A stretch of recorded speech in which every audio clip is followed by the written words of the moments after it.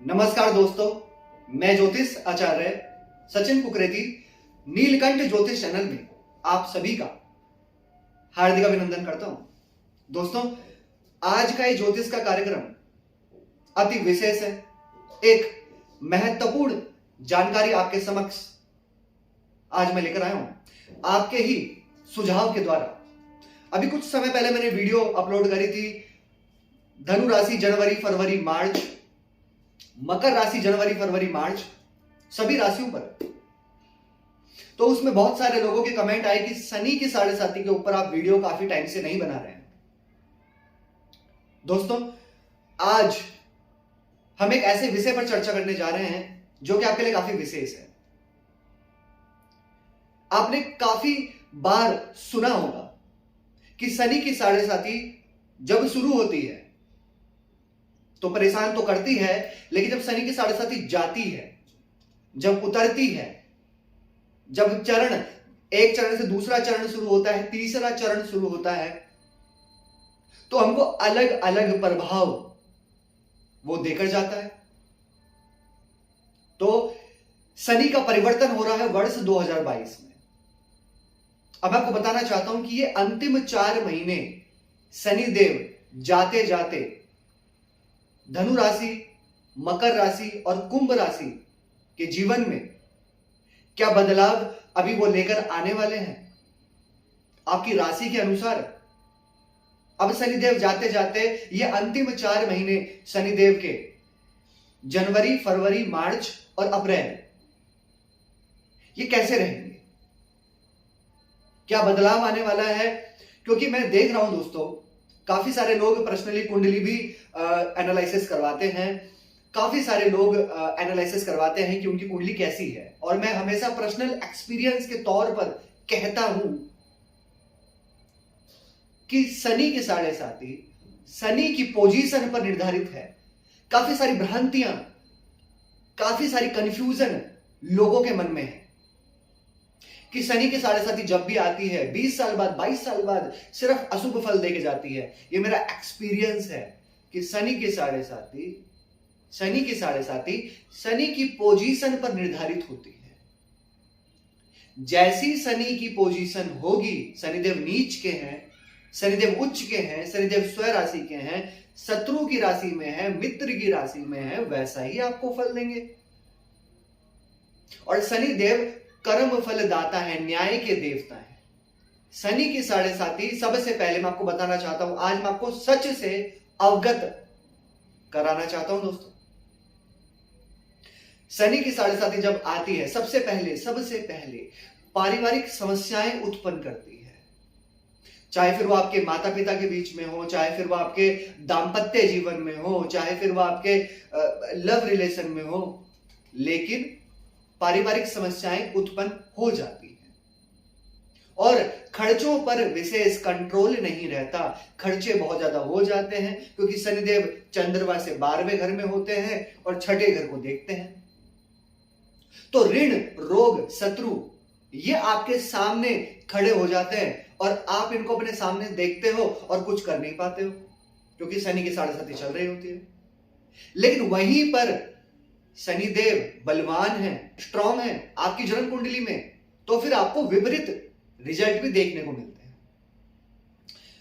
तो शनिदेव ने आपके दाम्पत्य जीवन को परेशान किया, एंजाइटी, डिप्रेशन, चिंता, काम करने में मन ना लगना, जिस काम को चाहते थे कि ये काम मैं करना चाहता हूं, बहुत जल्दी करना चाहता हूं, उसी काम में देर होना, उसी काम में आपको लेट होना, डिसैटिस्फैक्शन होना, व्यापार में काम आपका बहुत अच्छे तरीके से ना चलना।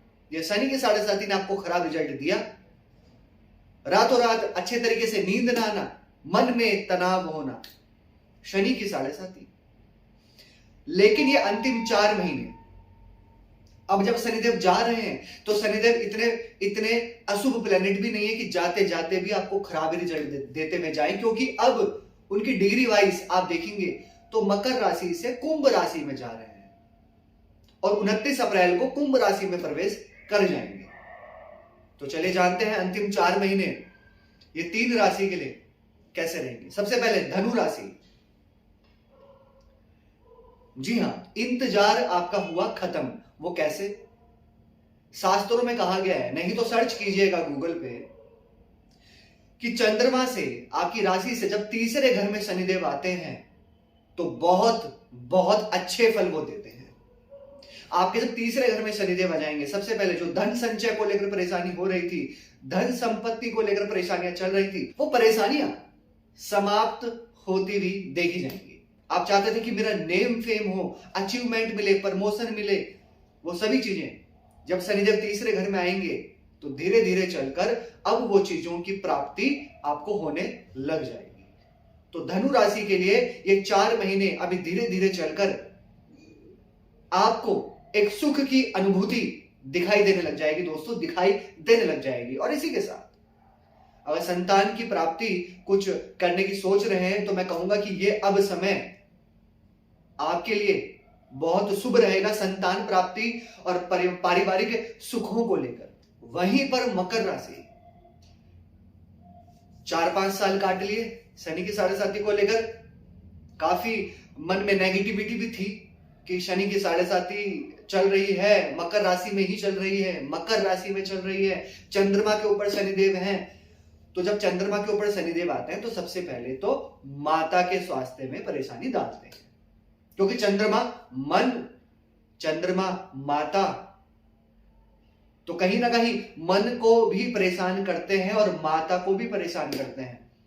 ये 2.5 साल या तो माता को चिंता रही होगी, या माता के स्वास्थ्य में कुछ नरम गरम देखा गया होगा, या फिर पारिवारिक समस्याएं आपके साथ में रही होंगी, क्योंकि आपकी राशि के ऊपर शनिदेव थे। लेकिन ये शनिदेव ने दोस्तों आपको सिखाया भी होगा, आपको सिखाया भी होगा, बहुत कुछ आपको सिखाया होगा। कहते हैं ना कि लाइफ में एक टाइम ऐसा आता है, लाइफ में एक समय ऐसा आता है, हमको लाइफ में कुछ सिखा के चला जाता है।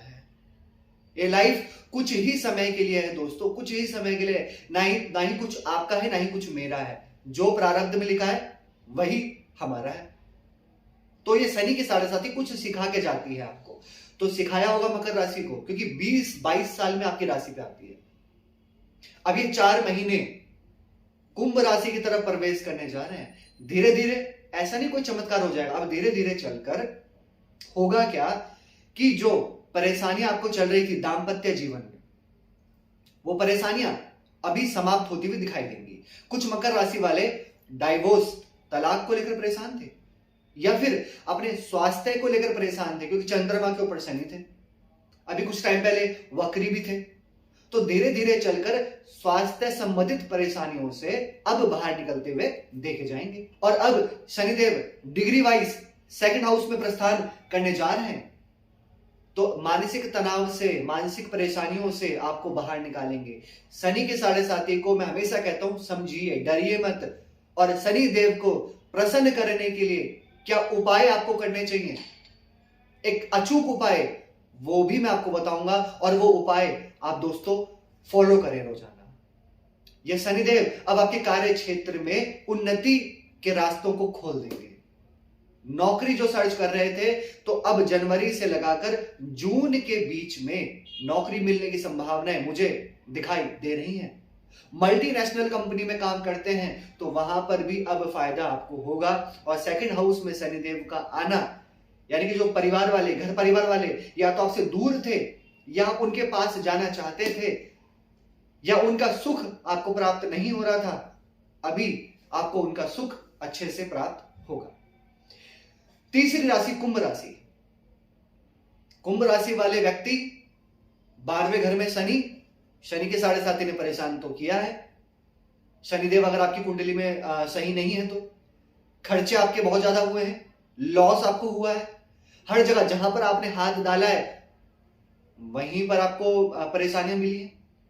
जिस काम को लेकर बहुत सीरियस थे, जल्दबाजी में थे, बहुत इमोशनल थे, वही काम ने आपको परेशान किया होगा। शनि की दृष्टि 2nd हाउस में, 6ठे घर में थी, तो घर परिवार वाले कहीं ना कहीं फ्रस्ट्रेशन, इरिटेशन, घर में मन ना लगना, 6ठे घर में शत्रु आपके ऊपर हावी हो रहे थे, शत्रु आपको बिना वजह परेशान कर रहे थे। दोस्तों अब जब शनिदेव जा रहे हैं तो जाते जाते आपने सुना होगा, लेकिन अब उसको आप महसूस भी करेंगे।